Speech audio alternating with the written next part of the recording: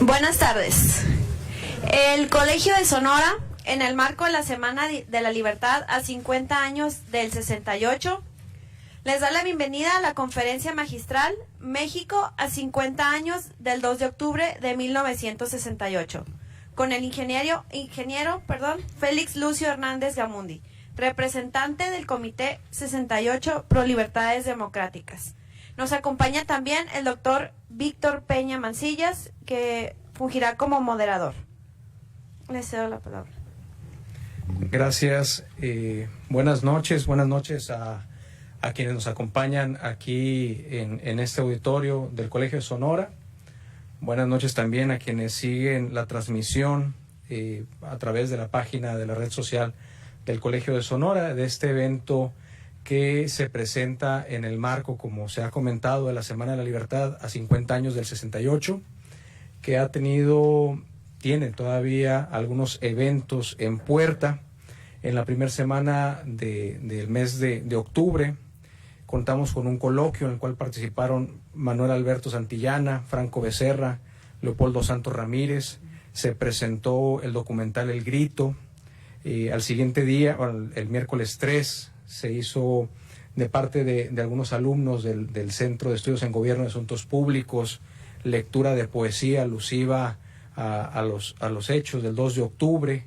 Se presentó también el documental Los Aguiluchos, que es un documental de reciente cuño que habla y explica, nos recuerda y también nos enseña lo sucedido en el 67 aquí en Sonora, que ha sido pues una le decimos semana por enmarcarlo temporalmente, pero finalmente ha sido un espacio de convivencia, de reflexión, de entender lo que sucede cuando hay relaciones desiguales entre quienes gobiernan y quienes son gobernados, ¿no? Quienes gobiernan, personas ordinarias cuyas decisiones inciden de manera extraordinaria en la vida de quienes somos gobernados, y quienes somos gobernados, que finalmente estas decisiones sobre nosotros recaen. Por eso en el Centro de Estudios en Gobierno y Asuntos Públicos, por supuesto con el apoyo de la administración, del rector de esta institución, Juan Pun Medina, y de todo su personal, tenemos pues a bien convocarlo, y dentro de esas actividades hoy nuestro premio a este esfuerzo de poder recordar, de poder aprender, es escuchar a Félix Hernández Gamundi, el cual hace pues un espacio en su agenda para estar con nosotros aquí platicando, pero además afortunadamente, por lo que he visto, ha sido también un espacio en el cual se reencuentra con personas con las que ya tiene larga historia.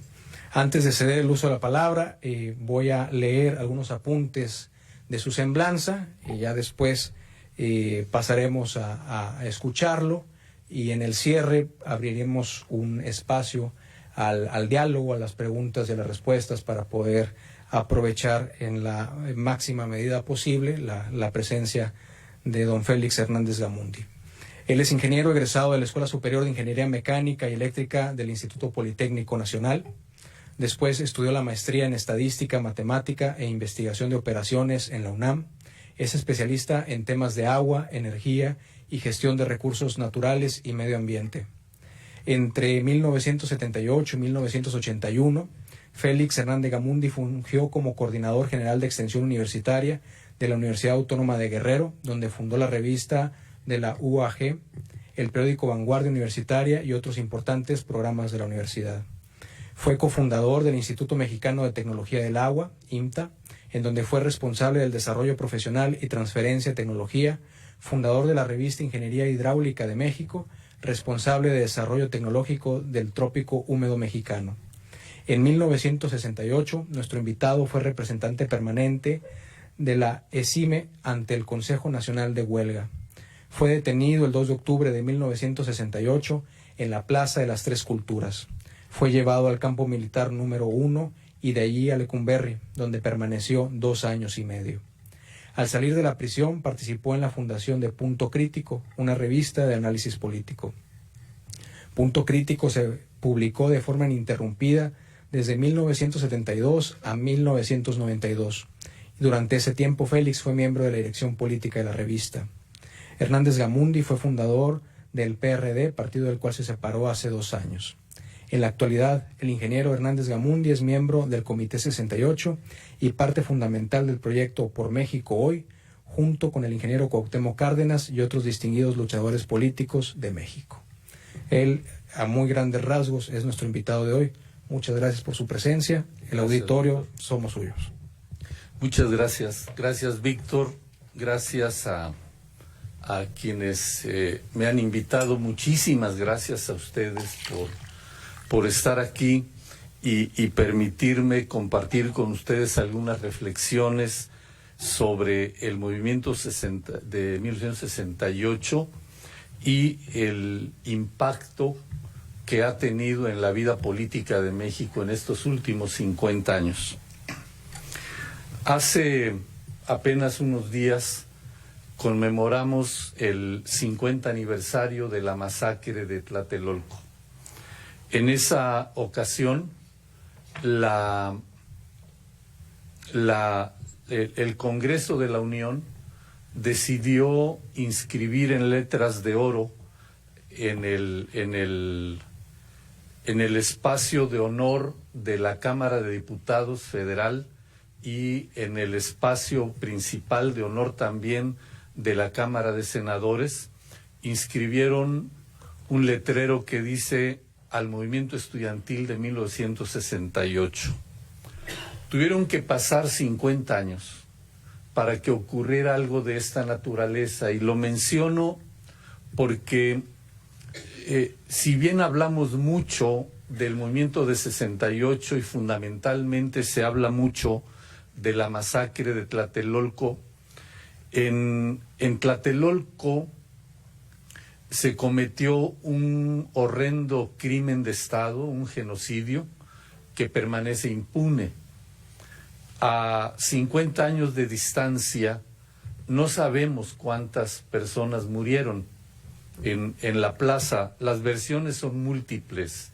Según los servicios de inteligencia del gobierno norteamericano, concretamente la Agencia Central de Inteligencia, los informes rendidos el día 3 de octubre de 1968 dijeron a Washington que en Tlatelolco murieron por lo menos 255 personas. Según los servicios de espionaje de Reino Unido y Francia, murieron por lo menos 300. Nosotros pensamos que la cifra más cercana es del orden de los 250, como indican los servicios de espionaje de los Estados Unidos. Sin embargo, la verdad jurídica al día de hoy, esto es, según el gobierno mexicano, en Tlatelolco murió una persona y era un soldado. Por la muerte de ese soldado fuimos juzgados 480 personas, y narra el parte del Ministerio Público que llevó el caso, un señor de apellido del Toro, que 40 años después se arrepintió de lo que había escrito en sus acusaciones y conclusiones y escribió un libro pidiendo perdón.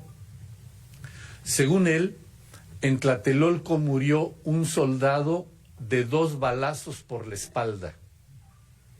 Recibió 2 balas, según él, de calibre reglamentario del ejército, y por esas 2 balas nos responsabilizó a 480 personas. ¿Cómo? ¿Quién sabe? El hecho es que a 50 años nosotros seguimos insistiendo en que se aclaren los hechos de Tlatelolco, porque al permanecer como un crimen impune, en nuestra lógica eso ha permitido que a la vuelta de los años, que a lo largo de todo este tiempo en México, la gente del poder, el régimen, el gobierno, el Estado, sigan cometiendo este mismo tipo de crímenes, que de cualquier manera está garantizada la impunidad, de suerte que no pasa nada. En la medida en que Tlatelolco, siendo un caso tan escandaloso que cimbró al mundo por el grado de barbarie, que cimbró a este país, en la medida en que este caso permanece impune, es posible entonces que ocurran hechos como Ayotzinapa, como Alteal, como el ABC, como diariamente ocurre. Hoy el país está envuelto en una ola de crímenes, de violencia, principalmente en contra de los jóvenes y de manera muy especial en contra de las mujeres, y especialmente de las mujeres jóvenes. Pero no solo es el tema de la muerte, también son otro tipo de cosas que constituyen delitos graves, que son delitos graves en contra de la población y que se siguen cometiendo. En Argentina, en la época de Carlos Menem, un premio Nobel de la Paz, Pérez Esquivel, demandó al gobierno argentino por el delito de genocidio económico.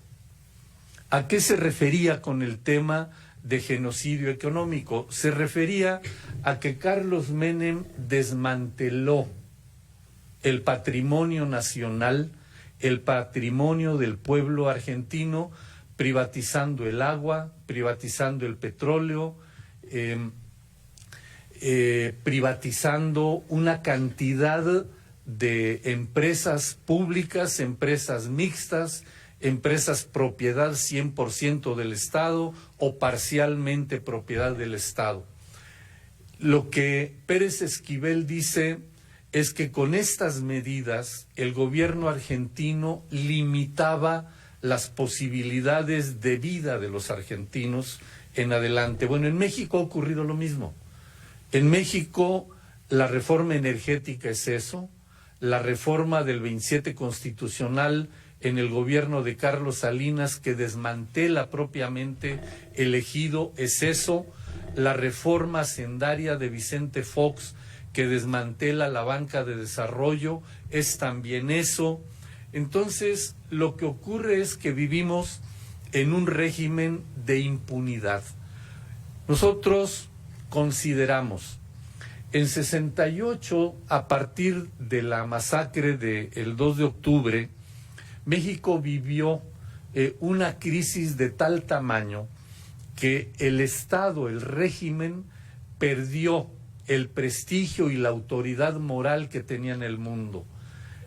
Al menos 102 embajadas mexicanas por todo el mundo permanecieron ocupadas por jóvenes y estudiantes de diferentes países de la tierra entera, protestando por la masacre de Tlatelolco.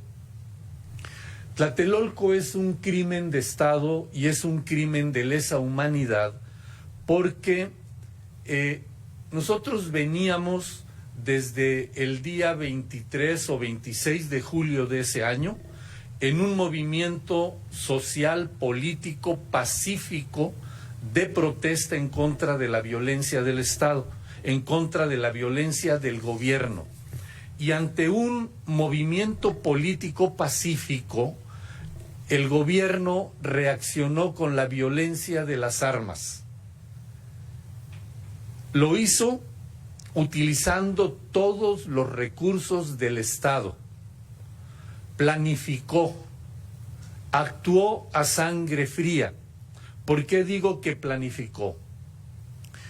El 2 de octubre nosotros habíamos anunciado la realización de una marcha que iría de la plaza de Tlatelolco, que está en el centro de la ciudad, a un recinto del Politécnico que se conoce como el Casco de Santo Tomás, que a pie la marcha habría hecho 30 minutos, 40 minutos. Pero eso lo habíamos anunciado con 7, 8 días de anticipación. El día primero, en la tarde, nos llama al Consejo Nacional de Huelga, llama el rector Javier Barros Sierra, el rector de la UNAM, para decir que tiene la petición del presidente de la República de organizar un acercamiento con el Consejo Nacional de Huelga y que para el propósito ha nombrado a 2 representantes personales que están dispuestos para entrevistarse al día siguiente, o sea, el día 2, con una comisión del Consejo Nacional de Huelga con el propósito de establecer las bases que permitan organizar el diálogo público y resolver el pliego petitorio. La reunión se realiza en la casa del rector Barros Sierra el día 2 de octubre a las 10 de la mañana. El planteamiento inicial de los representantes del gobierno es que solo quieren escucharnos, que no traen ninguna propuesta, pero traen peticiones. Quieren escuchar cómo pensamos nosotros el diálogo público y quieren escuchar una propuesta de cómo desarrollarlo y tienen una petición. La petición es que suspendamos la marcha esta que les mencioné que estaba convocada porque podía prestarse a provocaciones y dado que estábamos iniciando el acercamiento entre las partes, eso sería completamente inconveniente. No hay ningún acuerdo, salvo volver a reunirse al día siguiente a la misma hora, ya no en la casa del rector, sino en un lugar público en el parque, en el bosque de Chapultepec, en una instalación de la universidad que está en el mero centro, a la orilla del lago principal del bosque. Terminada la reunión, hay una reunión de emergencia del Consejo Nacional de Huelga y aprobamos suspender la marcha, pero hacer la asamblea en Tlatelolco de manera que la gente sea informada de esa reunión y de lo que nosotros preveíamos a partir de ese primer acercamiento. Cuando un orador está comenzando a informar de la reunión de esa mañana y el acuerdo, pongo entre comillas, al que habíamos llegado, aparecen luces de bengala y de inmediato al frente aparece el ejército y detrás de nosotros, en el propio presidium del meeting que tenía lugar en el balcón del 3er piso de uno de los edificios centrales de la plaza, que se llama Edificio Chihuahua, aparecen hombres vestidos de civil con un guante blanco en la mano izquierda, portando armas regulares, armas reglamentarias del ejército y gritando "Batallón Olimpia, no disparen", y empieza la balacera. 10,000 soldados dispararon durante 40 minutos ininterrumpidos en contra de la plaza, en contra del edificio y todo el tiempo este grito de Batallón Olimpia, no disparen. Desde el primer momento, o en el primer momento, nosotros pensábamos que se trataba de un acto de provocación. En el primer segundo nos parecía que era imposible que ocurriera una balacera de ese tamaño y nuestra primera reacción fue pedirle a la gente que se sentara en la plaza.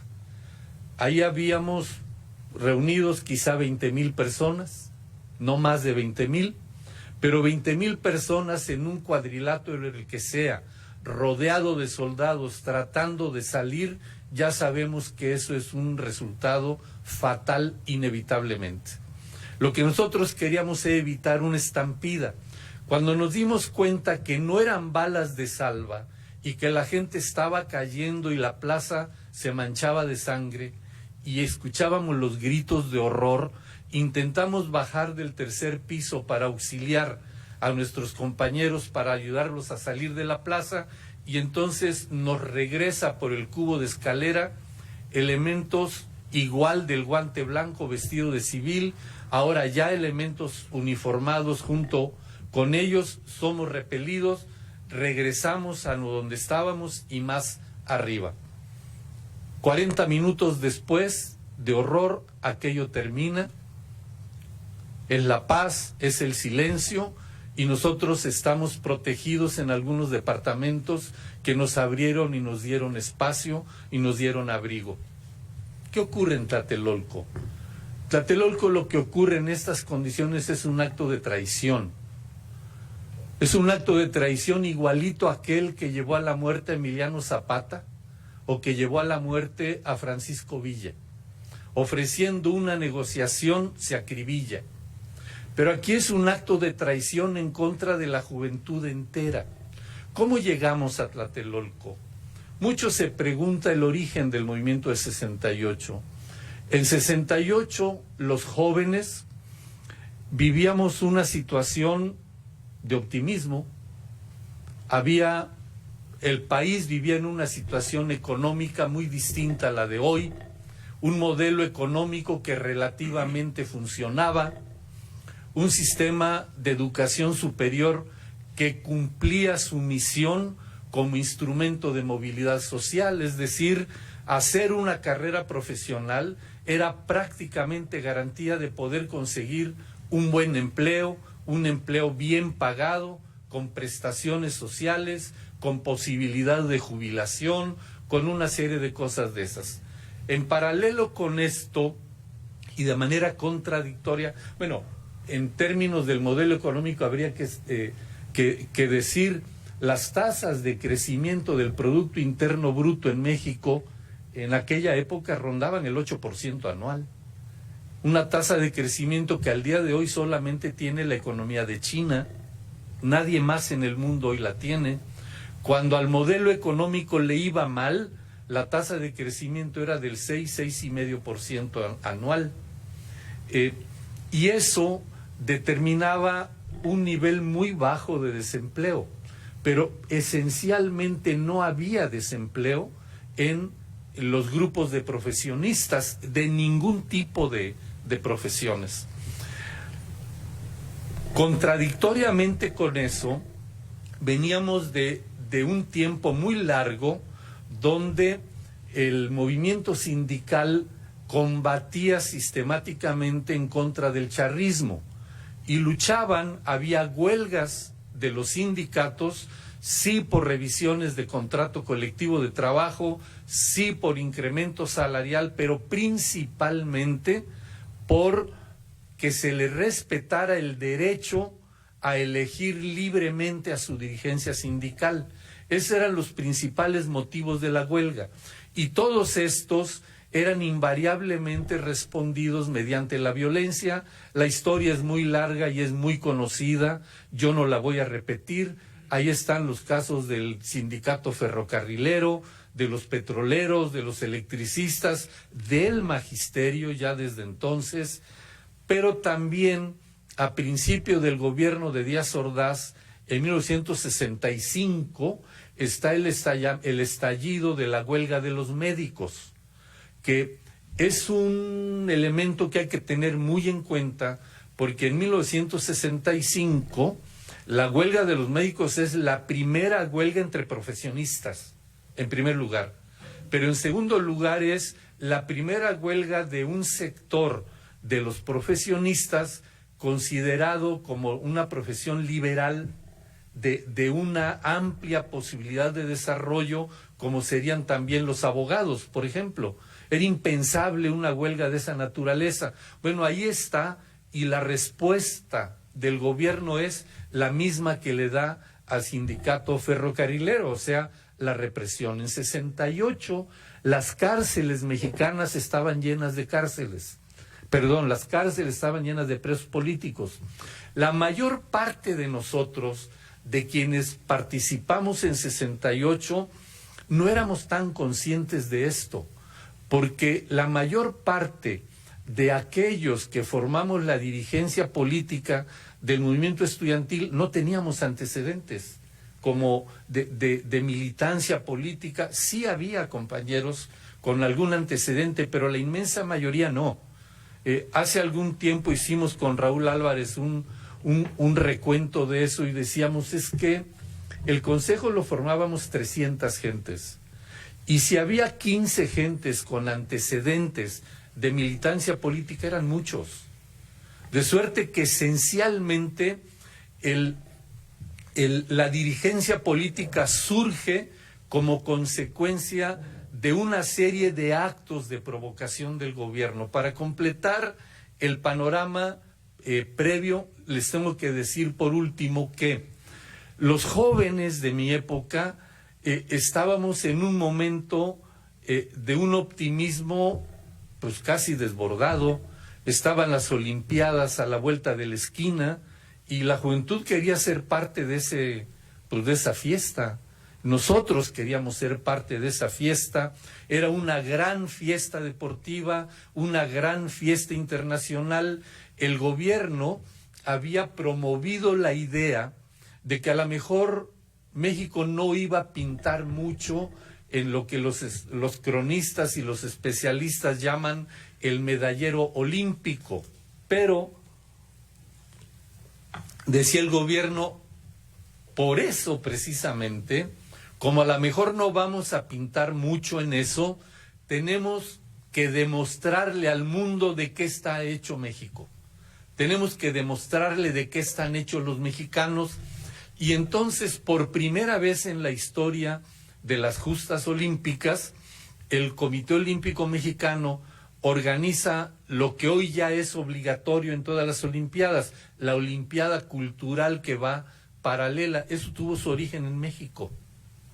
Hay muchas cosas que hoy se hacen, que tuvieron su origen en la Olimpiada de México. Es la primera vez que hay una Olimpiada Cultural en paralelo. Es la primera vez que es una mujer quien enciende el pebetero olímpico. Es la primera vez que hay una Olimpiada que involucra a las comunidades indígenas, a los pueblos originarios. Y, en fin, hay una serie de cosas de esta naturaleza y los jóvenes de mi época estábamos metidos en ese rollo. De suerte que cuando de pronto aparece un acto de provocación el 23 y 26 de julio, nosotros no lo entendemos. La gente, nuestros padres, los adultos, tampoco lo entienden, porque veníamos en este ambiente lleno de contradicciones, pero también envuelto en optimismo. Entonces, el 23 de julio, el gobierno de la Ciudad de México decide provocar a los jóvenes.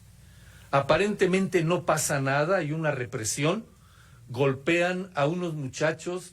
Esta mañana un grupo de jóvenes de bachilleres hicieron una representación que a mí me conmovió enormemente en la universidad, organizada por un grupo de profesores, y me sorprendió con qué detalle hablaban de las cosas ocurridas. Por eso yo no las voy a repetir, porque seguro aquí ya todo el mundo la leyó, o la mayoría. Pero lo que ocurre es un acto de represión de la policía en contra de estudiantes de 3 escuelas, 2 del Politécnico y 1 de la UNAM, que están terminando de jugar un tochito en la calle, en un lugar llamado La Ciudadela. Llega la policía, golpea porque aparentemente hay un pleito, pero eran pleitos que habían ocurrido los últimos 40 años y ocurrían 3 o 4 por semana. La única diferencia entre los 40 años anteriores y el de 68 es que en 68 apareció la policía. Termina el pleito, todo el mundo se va para su escuela y al día siguiente se repite la presencia de la policía, y como ya no hay muchachos en la Ciudadela, se mete a las escuelas, y es el segundo acto de provocación, porque allí golpean a todo mundo, estudiantes, trabajadores, maestros y las autoridades, y se llevan a decenas de gente detenida. Se organiza la gente de la Vocacional 5 del Politécnico, van a reclamarle al jefe del Departamento del Distrito Federal, que así se llamaba entonces el jefe de gobierno.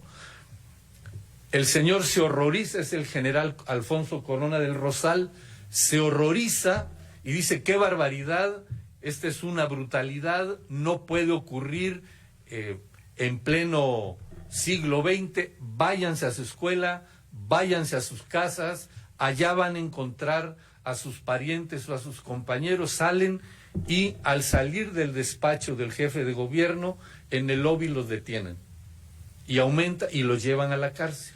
y aumenta el número de detenidos. Esto ocurre el día 24.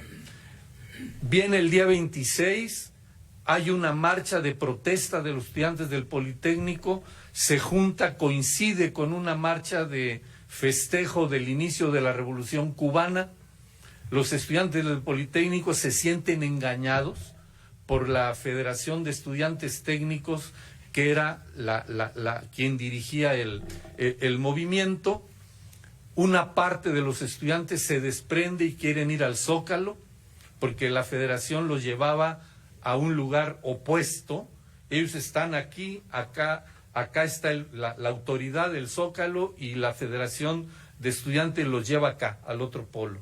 Entonces regresan, se juntan con los de la marcha de la Revolución Cubana, aparece la policía y entonces hay cientos de detenidos y los primeros muertos. Para el día 28 el Politécnico entero está en huelga.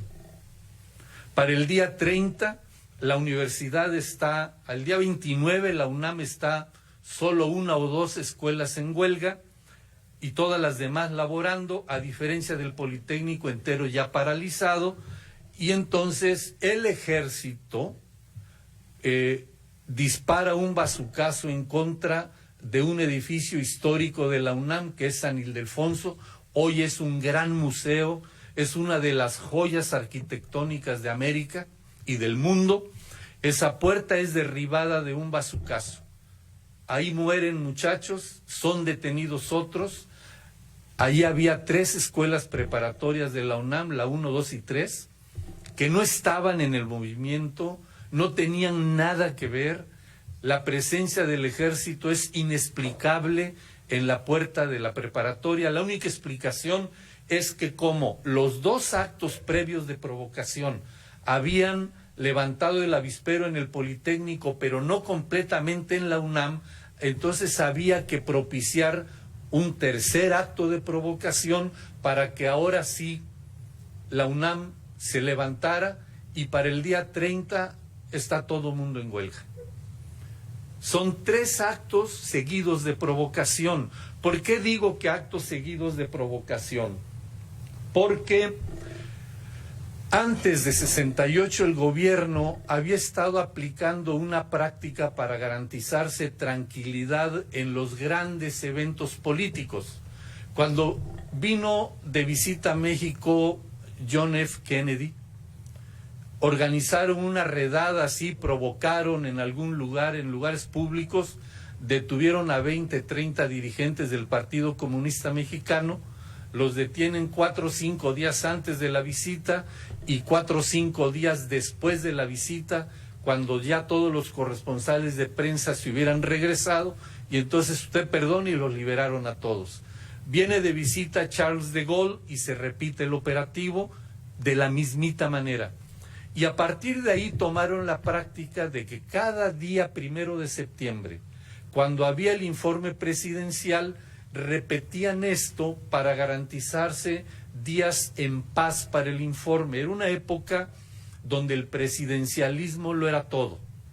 Nadie tenía derecho de manifestarse públicamente, políticamente, si no tenía permiso del gobierno o no pertenecía a alguna organización controlada por el gobierno.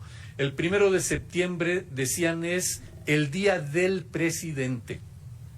Y ahí no se valía nada más que aplaudir.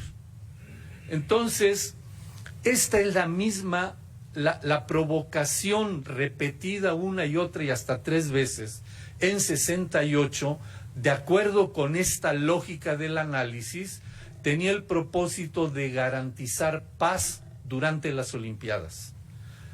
El movimiento de 68 surge en un primer instante como una reacción ante estas provocaciones y ante esta violencia aparentemente momentánea del gobierno.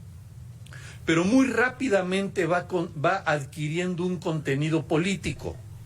Y el primer elemento que denota que hay un cambio político en la conducta de los estudiantes es cuando aparece un pliego petitorio que demanda la libertad de todos los presos políticos, la derogación de 2 artículos del Código Penal Federal el 145 y el 145 bis, que tipificaba el delito de disolución social, que es el instrumento que el gobierno había utilizado desde 15, 20 años atrás para perseguir a los opositores políticos. Todos los presos políticos estaban acusados de lo mismo, todos con esos dos artículos del Código Penal: desaparición del cuerpo de granaderos, destitución de los jefes policíacos y deslinde de responsabilidades. ¿Cuál es el contenido de ese pliego petitorio dividido en ese número de puntos? A final de cuentas son dos cosas. A final de cuentas, de lo que se trata es una demanda unificada para desmantelar el aparato represivo del Estado. Desmantelar el cuerpo represivo, que en el Valle de México eran los granaderos, pero desmantelar también el instrumento legal que utilizaba el gobierno para esa persecución. Entonces las demandas son libertad y justicia. En eso se resume. Ese es el gran contenido político del movimiento de 68. Este pliego petitorio se presenta el día 5 de agosto y el día 5 de agosto se forma una dirección política del movimiento, colectiva, horizontal, que es el Consejo Nacional de Huelga, que se integra por 3 representantes de cada escuela en huelga. La razón de integrar la dirección política de esa manera era cerrarle el paso a las organizaciones estudiantiles que considerábamos charras, que estaban todas controladas por el gobierno, por el PRI o algún órgano de cualquiera de ellos. De suerte que no había manera de ni siquiera participar en una reunión del Consejo Nacional de Huelga si no se representaba a una escuela que estuviera en huelga. Claro está que en ese contexto también hubo gente que formó parte del Consejo Nacional de Huelga y que eran de cualquier partido. O sea, ahí había gente del PRI, no había del PAN, pero hubo del PRI, del Partido Auténtico de la Revolución Mexicana, del Partido Popular Socialista, del Partido Comunista, de aquel del Gallito, no me acuerdo, el PDM exactamente. Bueno, hasta gente del PDM había, porque era de esa manera, digamos, si había una escuela que lo nombró representante, pues era miembro del consejo, y nosotros no lo cuestionábamos, representaba una escuela. De suerte que el consejo era un organismo completamente plural. Bueno, ¿por qué un organismo plural de esa naturaleza? ¿Y por qué un ingrediente que acompañó al pliego petitorio, que fue el diálogo público? Los dos tenían el mismo propósito. El carácter colectivo de la dirección política era evitar que el gobierno pudiera hacer lo que había hecho en movimientos anteriores. En el caso de los ferrocarrileros había 2 líderes, Demetrio Vallejo y Valentín Campa. Apresaron a los 2, se acabó el movimiento. En el movimiento magisterial había un líder que era Otón Salazar, lo meten al bote y se acabó el movimiento. Y así cada uno de los demás movimientos. Aquí la idea era, pues tendrán que meter a la cárcel a 310. Y lo del diálogo público. Lo del diálogo público era el propósito el país vivía un momento como el que acabamos de vivir hace poquito tiempo, de un enorme desprestigio y pérdida de credibilidad y de legitimidad de la actividad política. Ni siquiera se hablaba de los políticos como tales, no se decía, es un político, es un grillo. Y decir grilla era la peor crítica que se les podía hacer, era la descalificación más brutal.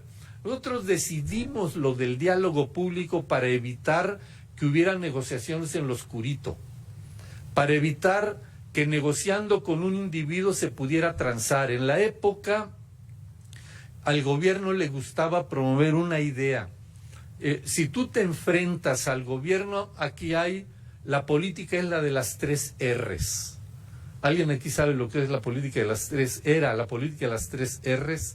O sea, no había mucho chance, era. Te enfrentas con el gobierno, la solución es encierro, destierro o entierro. Esas eran las tres R's. Entonces, nosotros decíamos, bueno, lo que tiene que haber es transparencia, lo que tiene que haber es un rescate de la credibilidad en la actividad política de la gente. Y entonces por eso lo de un órgano de dirección colectivo y diálogo público como mecanismo de negociación. El gobierno o nunca lo entendió, y mientras iba avanzando el movimiento fue construyendo una base de apoyo social muy grande. Yo no les voy a hablar en detalle de las marchas, pero les quiero decir, la Ciudad de México tenía 3,5 millones de habitantes en la época, más la zona conurbada le agregaba 1,5 millones, éramos 5 millones. El 27 de agosto hay una marcha de 1,5 millones de gentes en la calle. La marcha del silencio, que viene después del informe presidencial del 1 de septiembre de 68, es una respuesta al informe presidencial.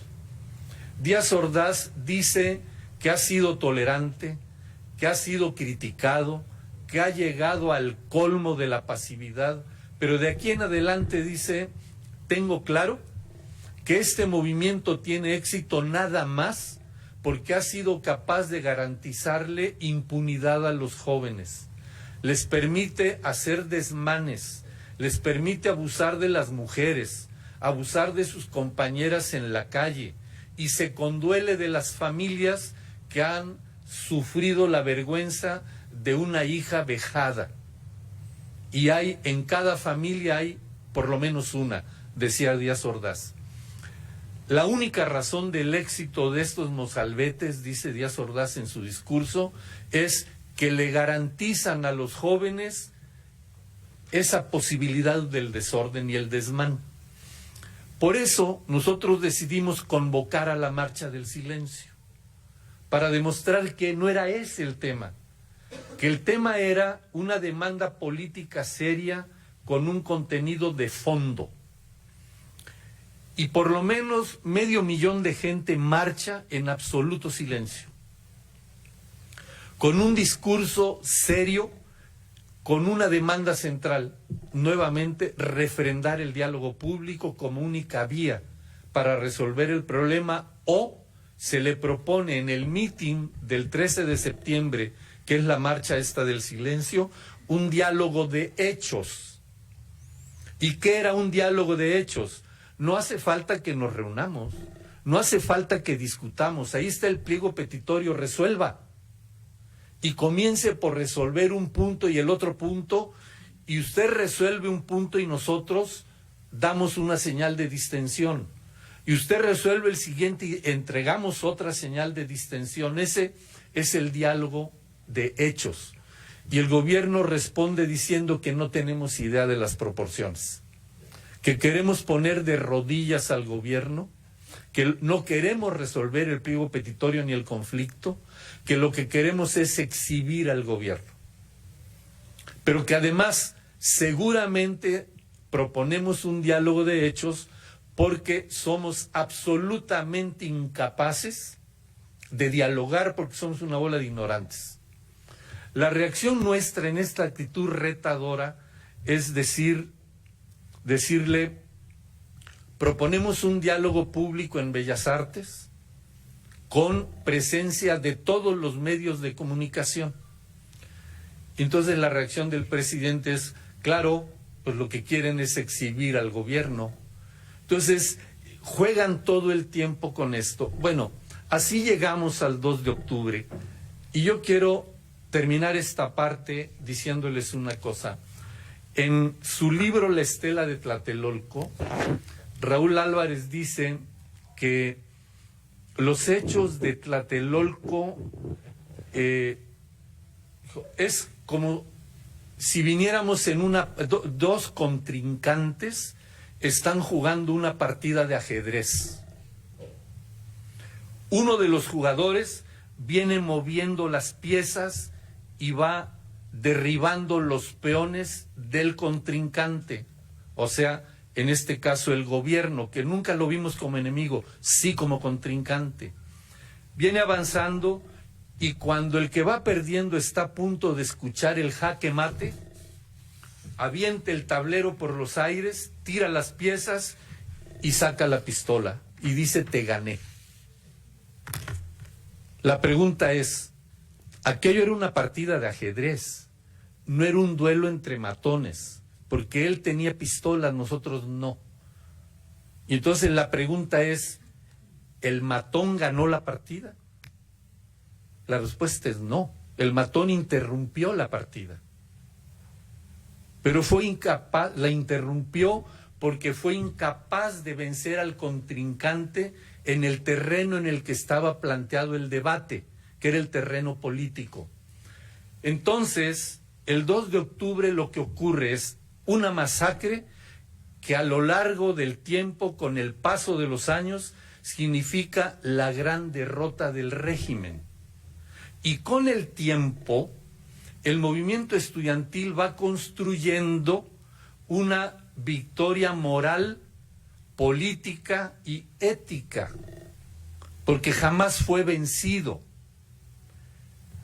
Golpeado el movimiento estudiantil, como las fieras, se retira a lamerse las heridas y regresa 3 años después, el 10 de junio, en un acto de solidaridad con un movimiento estudiantil en Nuevo León, y la respuesta del gobierno es la misma. Después del 10 de junio de 71, la reacción de la juventud es diversa. Algunos grupos se van a la lucha armada y ocurre la guerra sucia y ocurren cientos de desaparecidos y cientos de muertos que tampoco sabemos cuántos son. Otros nos vamos a otras actividades, nos vamos al periodismo, a la academia, a las ciencias, a las artes, y entonces lentamente comienza a florecer una nueva cultura. El gobierno sigue en su misma lógica, el régimen sigue en su misma práctica autoritaria y represiva, y ocurren una cantidad enorme de desgracias, pero el movimiento estudiantil se reproduce, se recrea. Ustedes pueden ver, después de 68 hay una nueva manera de hacer periodismo. Hay un arte nuevo, en muchos renglones, en las artes gráficas, en la pintura, en la música. ¿Cuántos de nuestros compañeros que fueron activistas en 68 son reconocidos músicos de jazz? ¿O cuántos son reconocidos músicos como en música clásica? Hay muchos. En la literatura, infinitos, enormes cantidades de gente.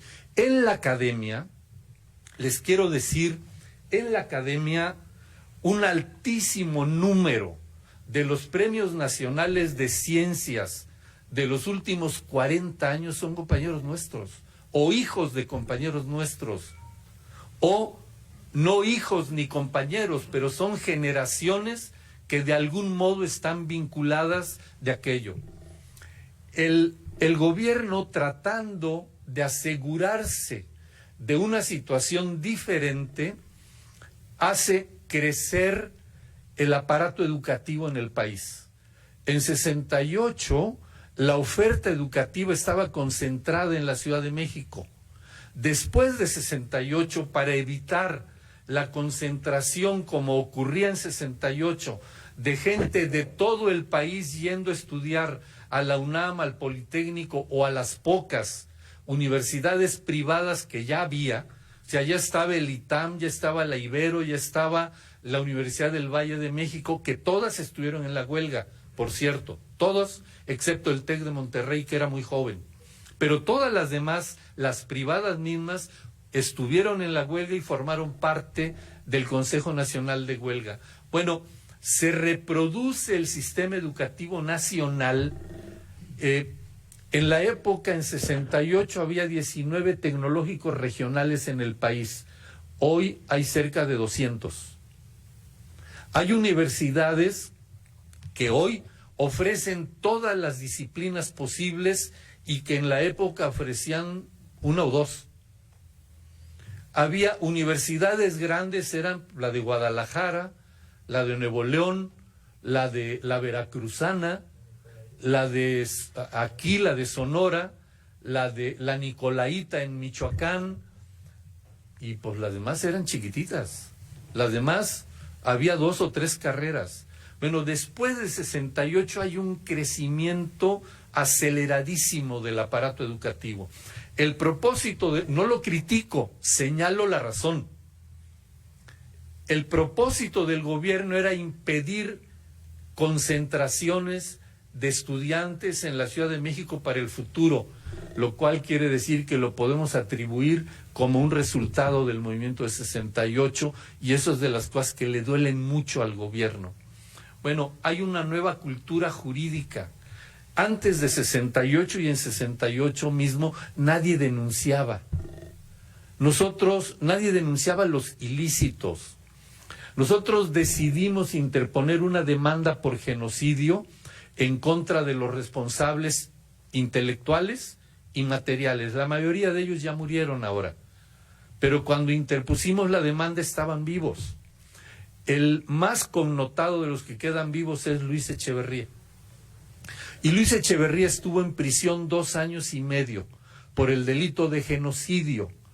Pero en este afán de garantizar impunidad, cuando se anunció que venía la orden de aprehensión, hubo una reforma a modo en el Congreso, se modificó el Código Penal Federal y le permitieron entonces tener su casa por prisión en función de la edad. La ley nueva dice de 70 años en adelante, a petición del acusado puede escoger su casa por prisión. Así le diseñaron el colchón a Luis Echeverría Álvarez.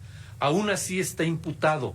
Hay otros muchos, porque quienes formaban el Batallón Olimpia eran la mayoría de ellos muchachos recién salidos del colegio militar, o sea, eran gente de 22 años. Tenían 1 o 2 años más que nosotros. Muchos de nosotros nunca fueron acusados al principio porque no tenían mayoría de edad y no podían ser imputados. Entonces los mantuvieron en la prisión en calidad de secuestrados y al día siguiente de que cumplieron la mayoría de edad fueron acusados. Entonces es un manejo de la ley que los abogados, yo soy ingeniero, pero los abogados en el mundo lo llaman desvío de poder. Bueno, frente a ese desvío de poder, yo quiero rescatar. La cultura política de los mexicanos fue cambiando paulatinamente. Y eso que pareció una derrota militar en Tlatelolco se fue convirtiendo en un afán de transformación política. Pero 68 de cualquier modo sigue impune y aquí estamos. Pero más bien por eso estamos. Estamos aquí porque el movimiento de 68 rompió en su momento todos los paradigmas conocidos en cómo criticar al gobierno, en cómo organizar un movimiento estudiantil. El Consejo Nacional de Huelga era una dirección que permeaba por todos lados. El movimiento tuvo la habilidad de vincularse con la gente. En 68 estaba el Consejo, estaban las asambleas de las escuelas y estaban las brigadas. Hay un momento que durante el movimiento decidimos que hay que imprimir 5 millones de volantes diarios y se reparten y la gente asumimos que los lee. Imprimir 5 millones da trabajo, repartir 5 millones se antoja imposible, casi imposible. Bueno, la población de la Ciudad de México y muchos estados del país se involucran en el movimiento y por eso es un movimiento nacional. ¿Dónde estamos hoy? El día de hoy. Hoy estamos en un nuevo momento del país. Hoy vivimos desde hace tiempo en medio de una situación de una violencia extrema, de una violencia inaceptable. Más de 250,000 muertes violentas en 12 años. Esa es una debacle humanitaria. Más de 40,000 desapariciones forzadas. Y ojo, porque 250,000 muertes pueden decir que es el crimen organizado, pero desaparición forzada quiere decir desapariciones a manos de las Fuerzas Armadas. Lo mismo el ejército que todas las policías. A eso se refiere la desaparición forzada. Eso es inadmisible. Entonces, ustedes me dirían, pues, ¿de qué me estás hablando? ¿Cuál es la diferencia de hace 50 años al día de hoy? La diferencia somos nosotros. La diferencia es que hoy podemos hablar de este tipo de cosas. Y la diferencia es que hoy tenemos condiciones para reflexionar y decir qué podemos rescatar de entonces. Y yo les digo, 68 es un movimiento estudiantil que no tiene una sola demanda estudiantil. Todas son demandas políticas. Tenemos que rescatar eso. Eso lo que denota es un movimiento profundamente generoso. De un grupo, de una generación que no reclama nada para sí, reclama para todos. Y entonces es solidario. Que es capaz de darse una dirección política colectiva abierta, eso es ética. Y es apegarse a los principios. Eso es lo que hoy podemos rescatar, porque eso es lo que hoy nos tiene que servir para poder superar esta situación de crisis humanitaria en la que estamos viviendo. El pasado 1 de julio, la gente votó harta ante esta situación de violencia, de desigualdad, de injusticia, de impunidad, de corrupción. Nosotros llevamos 40 años exigiendo que se abran los archivos de la Defensa Nacional, porque ahí es donde está la verdad de lo que ocurrió en Tlatelolco. Debe haber un parte militar donde el ejército dice qué hizo, cuántos cuerpos levantó y qué hizo con ellos, y a cuánta gente detuvo y a dónde la llevó. Y demandamos esto por lo que ya dije desde el inicio, es la única manera de romper la impunidad y verdaderamente romper este estado de corrupción en el que estamos viviendo. La gente votó en contra de eso. Entonces, en este 50 aniversario, a nosotros nos vino bien. Había una discusión entre mis compañeros del Comité 68 Pro Libertades Democráticas de ir o no ir al Congreso ante la inscripción al movimiento estudiantil de 68 en los muros de honor de ambas cámaras. Porque decían, puede correrse el riesgo de que se reconoce y se glorifica a un movimiento como de esta naturaleza, y en la medida en que no pasa nada se petrifica la historia. Y ya ahí quedó. Decidimos, sin embargo, aceptar el hecho, la decisión del Congreso, por dos razones. Primera, porque claramente hay una nueva correlación de fuerzas en la vida política nacional. Y en el Congreso no es lo mismo este Congreso que el Congreso que terminó este pasado 1 de septiembre. Es otro. Primer argumento. Segundo argumento, porque el hecho de que se reconozca esto en los muros de honor de ambas cámaras debe tener una implicación jurídica también. No tan solo una implicación política, sino jurídica, y los jueces tienen obligación de tomar eso en cuenta.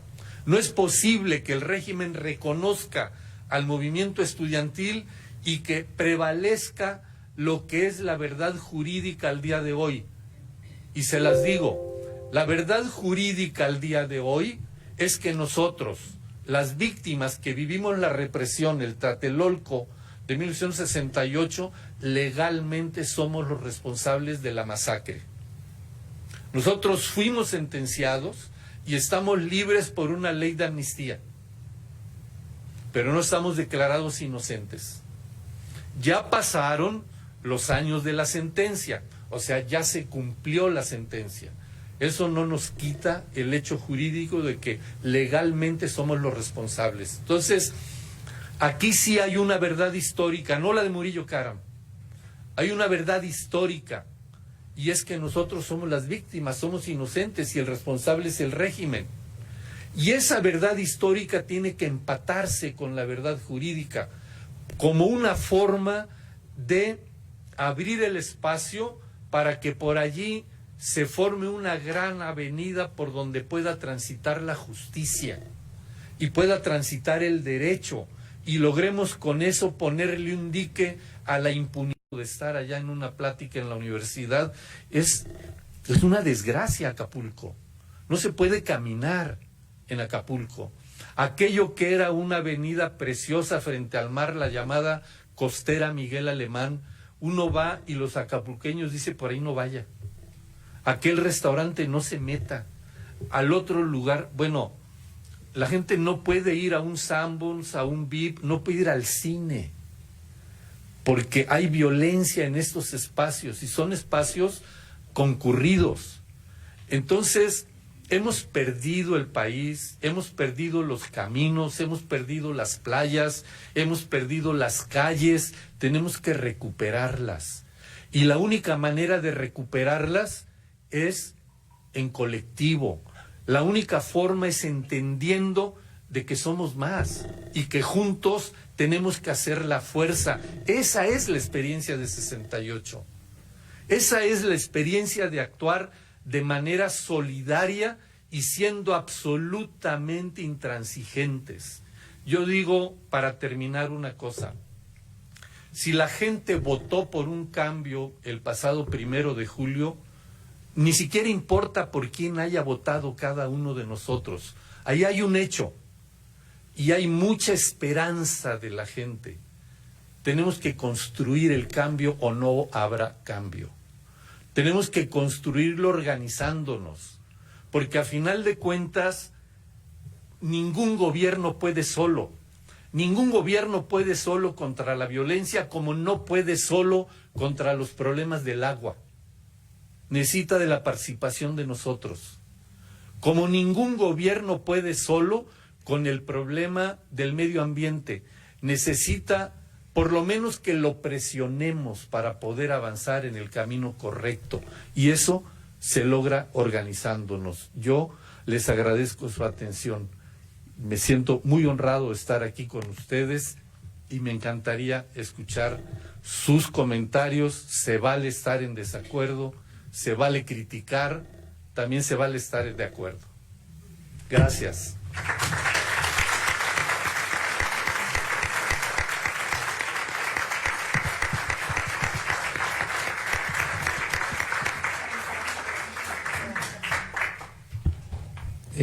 Pasamos entonces a las preguntas, a los comentarios. Les pediríamos nada más, sé que hay muchos que puedan ser concisos. Empezamos con la señora por ahí atrás en la cuarta. Gracias. Mire, estoy emocionada porque estoy encontrando eco a lo que vengo haciendo desde hace tiempo. Y si gustan presentarse, por favor. Le comentaba aquí al maestro, conocidísimo aquí, que eso que está diciendo venía diciéndoselos en un camión. Tengo años hablando en los camiones, informándoles del proyecto nacional y la necesidad de la participación y hacer valer el artículo 39, que dice que el pueblo debe gobernar. Les digo, mientras el pueblo no se decida gobernar, una persona y un gabinete no va a hacer nada, ¿sí? Exactamente, tengo años invitando a la gente a la participación, organizarnos, y estoy con Andrés Manuel, obvio. Nunca estuve afiliada a ningún partido, soy fundadora de su partido por seguirlo apoyando y lo vamos a seguir apoyando, y exactamente, organizadamente, en lo que pueda ayudar, aquí estoy a sus órdenes. Seguimos, esta lucha sigue la segunda parte. Ya les digo en los camiones a la gente, logramos dar un paso, pero aquí no termina la lucha. Ahora sigue la transformación y solamente lo vamos a hacer todos unidos y organizados. Gracias. Gracias. Felicidades por tanto conocimiento y la verdad, estamos muy orgullosos de ustedes, de esas iniciativas que vienen a redundar a estas alturas, a estos tiempos, en la conciencia de nosotros que desde los 13 años soy activista. Cuando quise participar en una huelga de hambre porque encarcelaron a 3 de mis mejores maestros que posteriormente fueron catedráticos del Unison, ¿sí? Ramiro Ávila, Pablo Arámbura, Roberto Ceseña, que en paz descanse, y fueron mi maestro en secundaria. Y no me dejaron participar en la huelga de hambre, pero hasta la fecha tengo ganas. Sigo con muchas ganas para, aportar lo poquito que pueda aportar. Gracias. Gracias. Si gustan pasar el micrófono, por favor. Y si gustan presentarse, por favor, para que... Rebeca González, gracias. Buenas noches a todos los comparecientes a esta... Sí, se oye. Lo quiero felicitar porque es la primera vez que escuchamos una narración del 2 de octubre, pues que por alguien que vivió el acontecimiento. Yo le podría hablar del movimiento del 67 porque ese lo viví yo aquí en Hermosillo. Y ciertamente nos tocó una época de una educación de calidad. La Universidad de Sonora llegó a ocupar en 1964 el 4º lugar dentro de las mejores universidades de México, ¿no?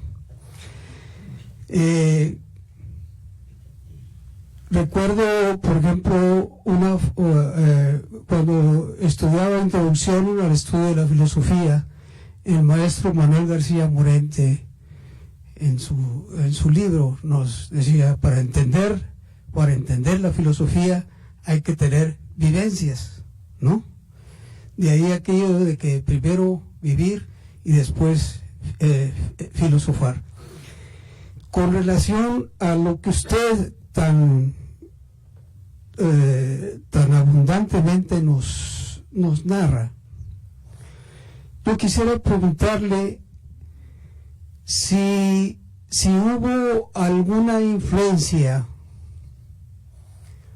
o algún interés exterior para que surgiera, para que manipulara, digamos, ese movimiento. Porque recientemente he leído que la CIA, a través de su oficina aquí en México, manipuló ese movimiento, que se han descubierto documentos que estaban en secreto en los Estados Unidos, donde aparece que la CIA actuó con el presidente Díaz Ordaz y provocó ese movimiento. Esa es la primera pregunta.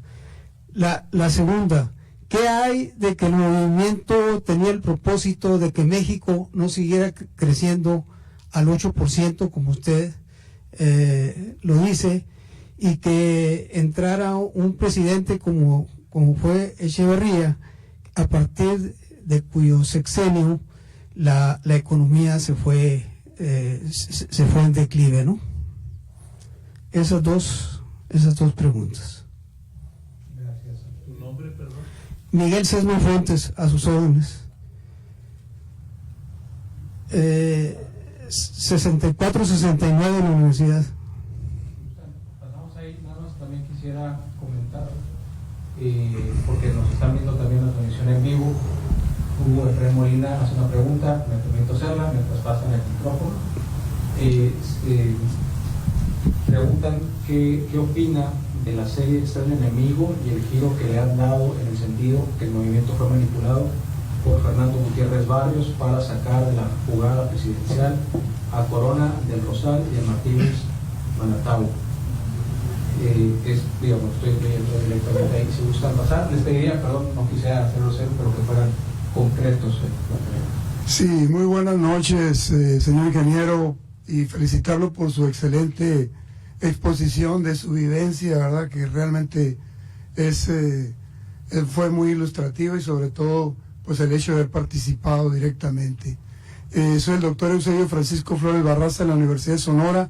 Mi pregunta en concreto es si el Comité del 68 presentó una demanda ante tribunales internacionales, habida cuenta de que dentro del país no ha encontrado pues una sentencia, digamos, definitiva, o estaría esperando a eso, si acudiría a lo que se conoce como el Tribunal Penal Internacional en su caso, por responsabilidad del Estado mexicano. Muchas gracias, de nueva cuenta. Gracias. Aquí adelante y luego pedimos que nos responda y luego nos vamos a la otra parte. Buenas noches, mi nombre es Joaquín Rodríguez Béjar, soy estudiante del 68 y soy egresado de la Universidad Nacional Autónoma de México, soy ingeniero mecánico electricista. Yo no voy a hacer ninguna pregunta, nada más quiero decir lo siguiente. Como antecedente inmediato al movimiento del 68 está el movimiento de Francia en mayo del mismo año, y fue un movimiento que paralizó Francia, un país altamente desarrollado en aquel tiempo, paralizó totalmente la industria, la sociedad, y no un muerto, un solo muerto. Parece que hubo uno que se cayó al Sena ahí, de la bola ahí, pero fue un momento que el carácter represivo que tuvo el 68 obedece a cosas sencillamente increíbles, ¿no? Yo, lo que quisiera decir es que me dio mucho gusto verte, me dio mucho gusto reconocerte. Muchas veces no nos vimos personalmente, pero tuvimos amigos en común, y pues recordarte tus participaciones en los seguimos teniendo. El representante de nosotros de la facultad de la UNAM, no sé qué pasó con él, sí, de ingeniería, Salvador Ruiz Villegas, sí. Pues ahí si lo ves me lo saludas mucho, por favor, y felicitarte, porque de ese movimiento, los que fuimos tocados directamente por él, jamás cambiamos. Sí, nos tocó para toda la vida y nos convirtió en un tipo de ciudadano de cierto tipo en este país, que hemos mantenido el sueño, y a ti te felicito por tu entusiasmo, por tu energía en tus planteamientos, y no todo está perdido, vamos por buen camino. Muchas gracias. Gracias. Entonces, pasamos a las respuestas, pasaremos al otro lado del auditorio, ahí ya tenemos.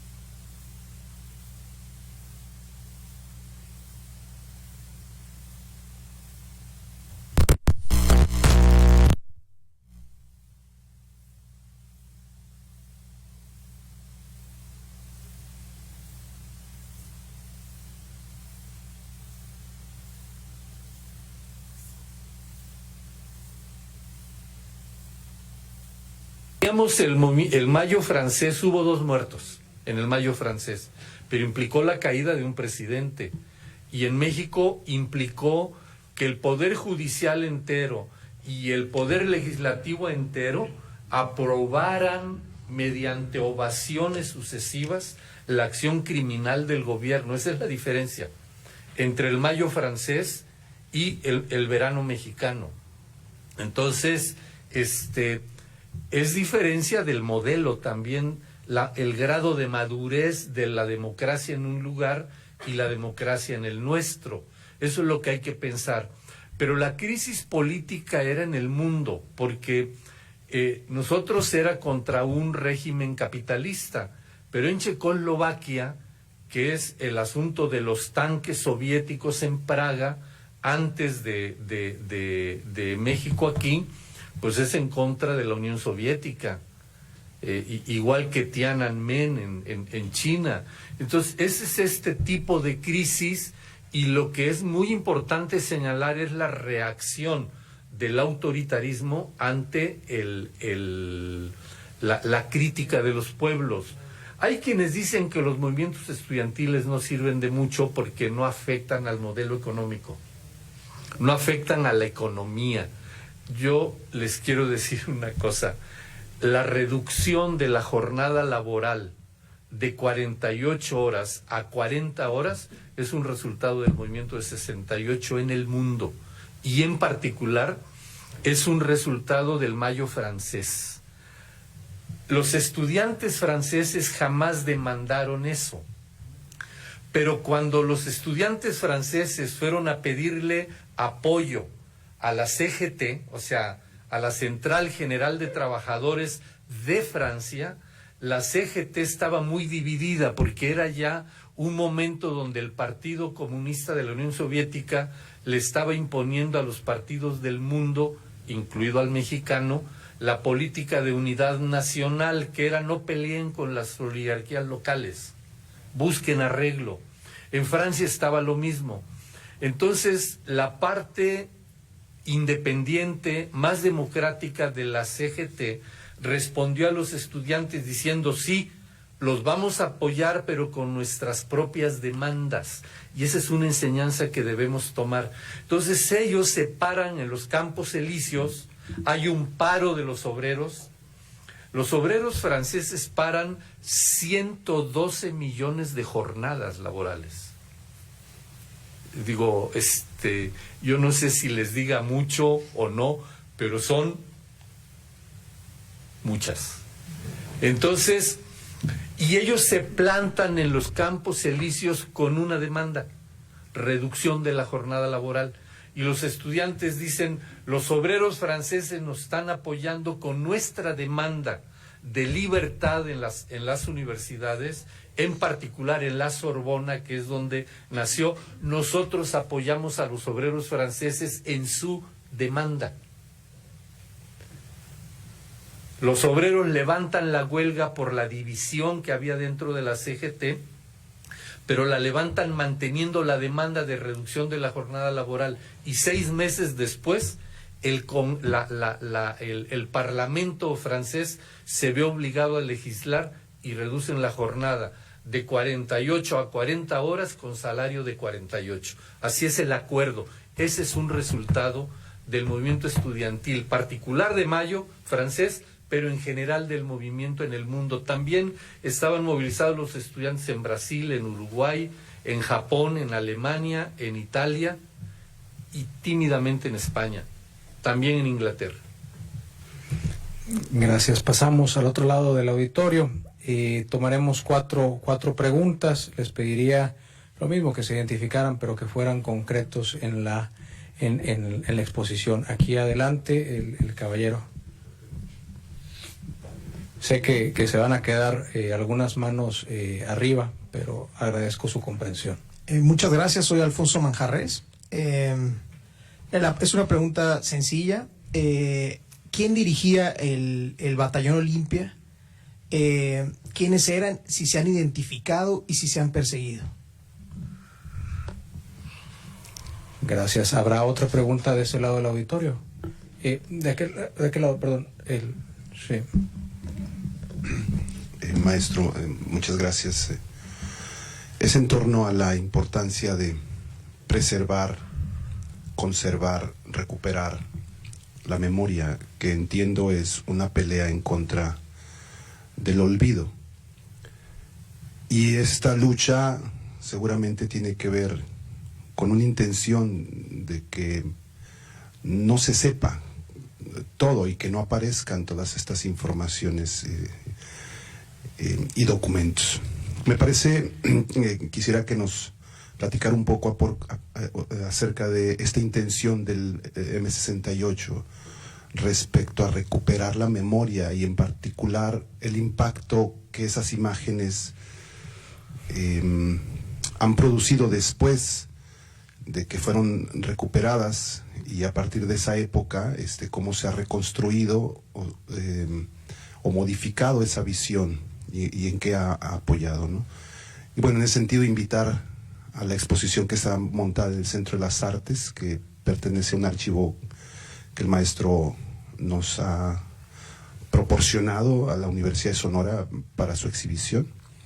Y en este sentido me parece pertinente, ya que viene Esmeralda Reynoso y nos visita el fin de mes, también una de las adolescentes protagonistas, algunas palabras en torno al papel de las mujeres en el movimiento. Gracias. En la siguiente fila, ahí atrás, la tercera pregunta. Sí, mi nombre es Florentino Olivarría Kiwis. Me parece muy explícito la exposición, muy interesante. Yo creo que como personas ya grandes tenemos que tomar conciencia sobre esto.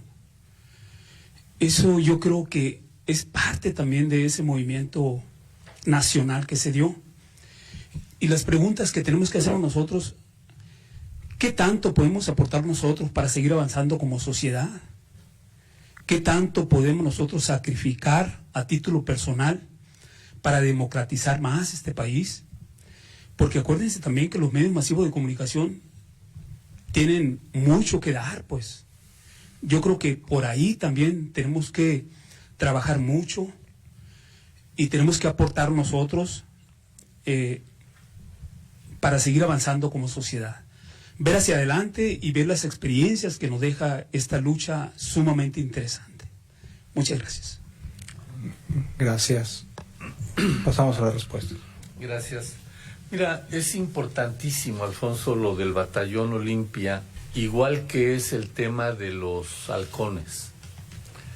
El Batallón Olimpia actuó en Tlatelolco de una manera totalmente ilegal. En la ley militar y en las leyes de la guerra, que a pesar de todo hay leyes de la guerra, no estábamos en guerra, pero las Fuerzas Armadas tienen obligación de observarla, está prohibido que los elementos militares se presenten en una acción represiva, la que sea, vestidos de civil. Es el primer delito ya, porque la función de la fuerza pública es disuadir y el uniforme es el primer elemento disuasivo. Bueno, el gran problema con el Batallón Olimpia es que actuaron todo el tiempo vestidos de civil, identificados con el guante blanco entre ellos, que es una lógica de las bandas, es decir, de los bandoleros, de los criminales. Entonces actuaron con toda la lógica de los criminales. ¿Quién los dirigía? Hoy hay una disputa. Nosotros deliberadamente decimos, yo en lo personal, que el Batallón Olimpia era parte del Estado Mayor Presidencial, y el Estado Mayor Presidencial es una unidad especial del Ejército dedicada a cuidar la seguridad del presidente, pero sigue siendo parte del Ejército, y por lo tanto el responsable es el secretario de la Defensa.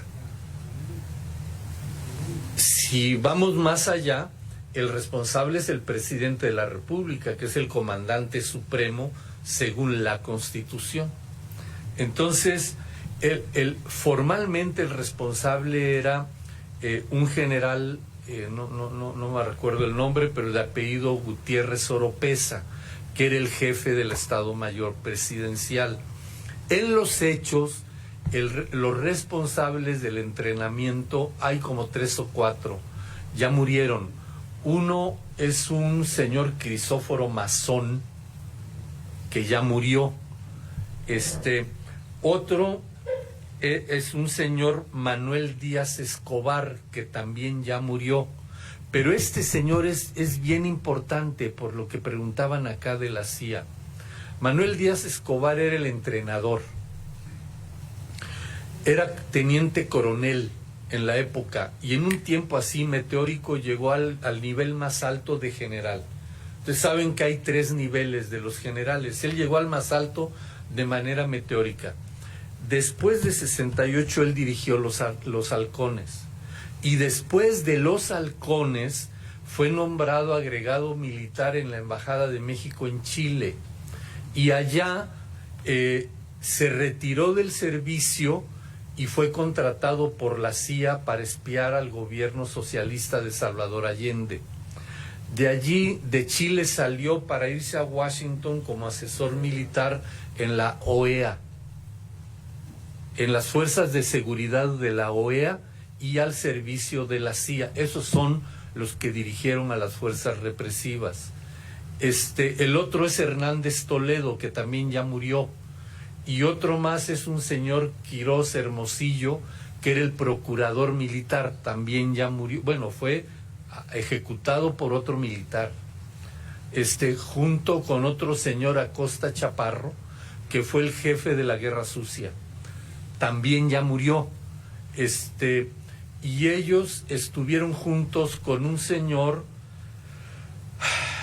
Miguel Nazar Haro, y otro Luis de la Barrera, que ambos fueron directores de la Federal de Seguridad y de la Policía Política, y juntos, todos estos que mencioné, menos Díaz Escobar, formaron la Brigada Blanca, que son los responsables de la Guerra Sucia. Contra todos ellos nosotros conseguimos orden de aprehensión por genocidio y fueron protegidos en el campo militar número 1 hasta que murieron. El hecho es que se mantuvieran impunes y que no fueran a un tribunal, pero contra todos logramos orden de aprehensión. El asunto, hace un momento dejé en el aire lo de los tribunales internacionales de manera deliberada para tomarlo ahora. Nosotros no hemos demandado por el caso del 2 de octubre en los tribunales internacionales porque el tema no está agotado en la justicia nacional y los tratados internacionales lo prohíben. Permiten que solamente se vayan a los tribunales internacionales cuando se haya agotado en las instancias nacionales. El único caso que está agotado internamente es el 10 de junio y tenemos demandado al Estado mexicano en la justicia interamericana. El asunto de la Corte Penal Internacional es una trampa, no sirve. No sirve y explico por qué. Los ciudadanos como tal no podemos recurrir a la Corte Penal, son los estados. Para que pudiéramos ir a lo mejor ahora se pueda, pero para que podamos ir a la Corte Penal, tiene que ser el gobierno quien ponga la demanda, nosotros no podemos ni como víctimas, pero hay una cláusula que amarra. Y hubo una discusión muy grande en los tribunales, nosotros lo vetamos, lo discutimos, pero el Congreso, que era quien podía modificar, no nos hizo caso porque interpusieron una cosa que le llaman una cláusula interpretativa que dice que no se puede recurrir a esta Corte Penal para casos que hubieran ocurrido previo al momento en el que el gobierno mexicano ratificó la firma de su pertenencia a esta Corte Penal. Nosotros nos opusimos porque eso incluye delitos de genocidio y esta cláusula se contrapone al corazón, al núcleo fuerte del Tratado Internacional contra el Genocidio, que dice que el genocidio no prescribe con independencia del tiempo y lugar donde se hubiera cometido. Eso quiere decir que hace 3 años el pueblo armenio logró en la Corte Internacional que Naciones Unidas le reconociera que en 1921 el Imperio Otomano cometió genocidio en contra del pueblo armenio y hoy tiene obligación de reparar el daño. Bueno, esto en México no se puede a menos de que el Congreso modifique el acuerdo con el cual se ratificó el Tratado Internacional correspondiente. ¿Qué tanto podemos aportar? Te voy a responder una cosa que casi me hizo llorar hoy en la tarde, cuando dije, los compañeros de la universidad me invitaron a ver una obra de teatro colectiva de jovencitos de bachillerato. Una niña me dijo, por favor no deje de contar, por favor, y ella estaba llorando igual que yo. Tenemos que no dejar de contar. Tenemos que reaprender a reinterpretar la historia. Se habla mucho de la gran derrota del 68, paremos allí, no hay tal derrota. Es un movimiento que, ya lo dije, lo repito, jamás fue derrotado, jamás pudo ser vencido. El día 2 de octubre organizamos una ceremonia con representantes de la Universidad de Gujarat de la India. Es la Universidad de Gandhi. Y Gandhi es el paladín de la lucha pacífica. Cuando Gandhi murió asesinado, se dijo que era la gran derrota del gandhismo, porque Gandhi vivió toda su vida una lucha pacífica por la independencia, al grado de que en una ocasión que fue agredido, se negó a ir a denunciar al agresor. Él dice, necesitan fortaleza los débiles. La fuerza se necesita para proteger los bienes inmediatos. La no violencia protege el honor a lo largo de la historia. Así defiende el pacifismo. Bueno, con este pensamiento después de muerto, como el Cid campeador, Gandhi cabalga por los campos de la India y conquista la independencia de la India, nada más y nada menos que ante el ejército más poderoso de la época, que es el ejército imperial británico. 68 es eso, es un paralelismo. Fuimos a esta ceremonia y la idea es que es lo mismo. Un movimiento pacífico que a lo largo del tiempo se levanta, como ya he dicho varias veces y no me avergüenzo de repetirlo, se levanta con un triunfo moral, político, ético. Es eso, en eso estamos. No es el único movimiento, pero no podemos pensar en la Ciudad de México, en el levantamiento de todo mundo y de los jóvenes, en solidaridad con las víctimas del sismo de 85 sin el antecedente de 88. Para 85 yo todavía me sentía chavo. Hoy tengo 72 años. Pero en 85 me sentía todavía chavo y mi generación entera estaba allí, en comando, organizando el rescate, en todos lados, en la ciudad. En 88 es igual. Este levantamiento democrático encabezado por Cuauhtémoc Cárdenas, en 2006, cuando se produce el fraude de 2006 en contra del López Obrador, es lo mismo. Y no importa si eres o no eres de aquí, de allá o de acullá. Ni siquiera importa si alguien es de Morena o no lo es. Lo que importa es yo no soy de Morena, pero avalo todo lo que he dicho esta noche. Y bueno, tenemos que seguir contando. Pero hoy, con el caso del M68 y otros, lo que tenemos que cuidar es que la narrativa no nos lleve a inventar nuevas historias. A lo que quiero decir, de repente debemos ser cuidadosos, porque hoy a 50 años a mí me ha parecido una cosa atroz. De repente me encuentro compañeros que me dicen, en mi escuela se diseñó el pliego petitorio, y yo sé que no. Es que fulano de tal fue el que propuso el pliego petitorio, y yo sé que no. Es que fulano de tal es quien propuso la formación del Consejo Nacional de Huelga, y yo sé que no. No quiero, ni fui yo. El pliego petitorio del 68 es una cosa extraordinaria. Yo digo, se diseñó el pliego petitorio 10, 15 años atrás. El movimiento lo único que hizo fue recoger lo que venía como demanda en un sentido común de la gente que estaba en las luchas previas. Las cárceles estaban llenas de presos políticos, pues libertad, presos políticos. Era el grito de las familias, como hoy es, de pronto cuando estamos discutiendo el tema de los feminicidios, ni una más.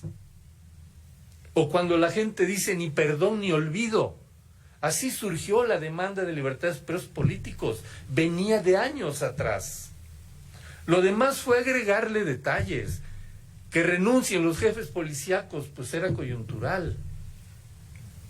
Que haya deslinde de responsabilidades, era una obligación moral, insalvable. El pliego ya estaba. El Consejo Nacional de Huelga se formó en 67. En 67 había habido una huelga de solidaridad con estudiantes de agricultura cuando el gobierno federal pretendía desaparecer una universidad. Y el Politécnico se puso en huelga, la UNAM estaba de vacaciones. Se puso en huelga y se formó un órgano que se llamó el Comité Nacional Coordinador de Huelga. En 68 nomás cambió de nombre y fue el Consejo Nacional de Huelga. Entonces alguien dice, es que lo propuso mi hermano. Pues bien por tu hermano. Felicidades. Entonces, el tema... Por eso es tan importante el poder escribir. Nosotros en el 40 aniversario publicamos 10 libros, 10 títulos sobre estas cosas, para que esté documentado. Ahora hemos estado publicando folletos con las cosas fundamentales.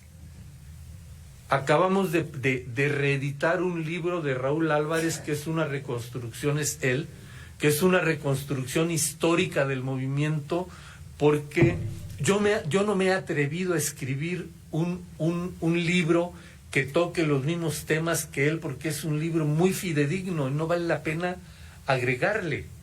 Lo que estoy haciendo es escribir un nuevo libro que aparecerá en la próxima primavera, que toma este libro que se llama La Estela de Tlatelolco. Este no es el libro, este es un folleto derivado de ahí. Acabamos de publicar la 5ª edición de este libro, pero este libro se escribió hace 20 años y yo hoy estoy escribiendo la segunda parte y decidí publicarlo para la primavera porque quiero que incluya un balance de la conmemoración de todo este año, terminando en diciembre e incluyendo la elección del 1 de julio y la toma de posesión del nuevo gobierno, porque ahí hay un gran reto. El nuevo gobierno tiene un reto enorme. Hay un reto gigantesco.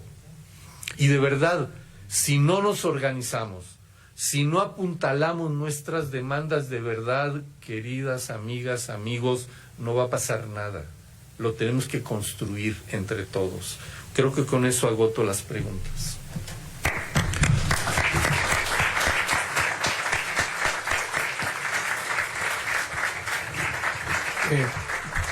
Sé que hay manos levantadas, pero agradeciendo su comprensión, como muestra de agradecimiento quisiera entregar esta constancia, muchas gracias, firmada por nuestra secretaria general, la doctora Patricia Aranda Gallegos, a nuestro invitado el día de hoy, Félix Hernández Gamundi, por haber impartido